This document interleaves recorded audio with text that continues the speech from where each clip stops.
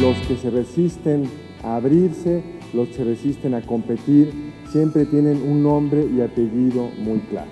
Cuando vemos en el índice del WEF dónde está México en distintas variables, uno de los que está a media tabla, no es de las que estamos peor, es qué tanta competencia hay en México. Cuando vemos, sin embargo, cuánto le cuesta a los mexicanos, según este estudio de Ursúa, el que haya muchos sectores donde no hay competencia, pues verán ustedes que es una pérdida de bienestar muy alto y sobre todo muy alto para los más pobres. No tengo ustedes que explicarles, que en este grupo está lleno de economistas, cuáles son las razones por las cuales la competencia es crucial y por qué genera para el conjunto de la economía muchas ventajas. ¿Cuál tendría que ser el objetivo? Bajar de forma importante todas las restricciones que hay en México para hacer negocio. Las barreras de entrada están por todos lados. ¿Cuáles deberían de ser los objetivos? Primero, hay que generar el monopolio donde debe de estar, Hay un solo área de la economía donde no querríamos competencia, que es en el mercado de la violencia. Ahí, paradójicamente, mientras hay monopolios por otros lados, en México el monopolio de la violencia legítima no está plenamente establecida.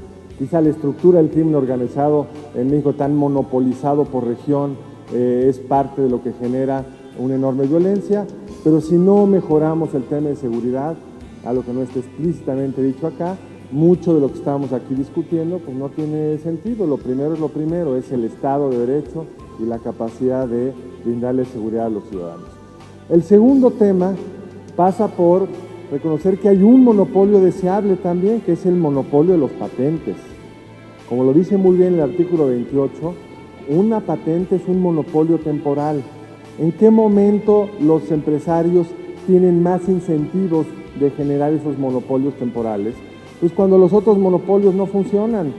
Saben bien los economistas que en mercados altamente competitivos, con bajas barreras de entrada, pues el margen de ganancia es pequeño. ¿Cuáles son las empresas con mayor margen de ganancia en la bolsa de Estados Unidos? Los que tienen un monopolio basado en un patente. En México, sin embargo, se pueden tener condiciones de monopolio o oligopolio por las reglas del juego y por tu peso político.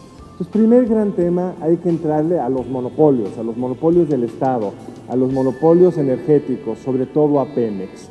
Pemex hoy, sí, financia a través de las reservas petroleras que nunca compró una buena parte de las finanzas públicas, pero nos extrae en el camino como buen monopolista una renta muy amplia. Y hay mucha evidencia de que se puede organizar este sector de otra forma. Sin duda, donde hay un enorme reto es en el mundo privado.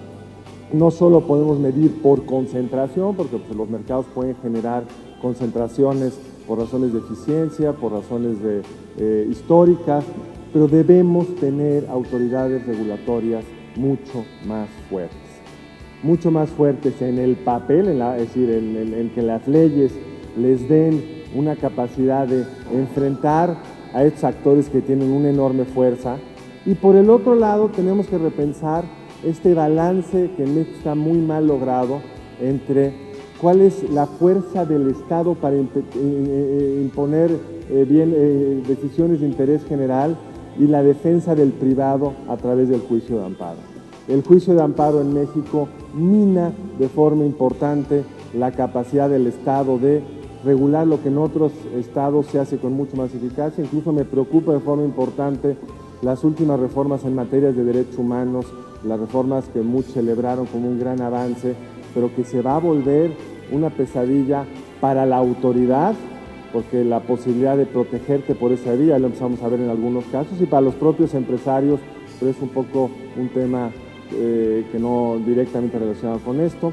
Pero en general, para cerrar, creo que lo que tenemos como mexicanos que tener claro es que si no somos capaces de bajar las barreras de entrada, de hacer que la autoridad sea capaz de imponer condiciones de competencia en todos los mercados, porque estos que vimos son los más visibles, pero en los taxis, en los aeropuertos, en la asignación de los slots en los aeropuertos, en las redes terrestres de muchas de las líneas de autobuses, casi donde veamos en México, hemos tenido una tendencia, por razones políticas, a que el que gana tiene los recursos políticos para mantener un estado de cosas y dificultar que otros compitan. Y si no incrementamos los niveles de competencia en México, va a ser muy difícil alcanzar los otros indicadores.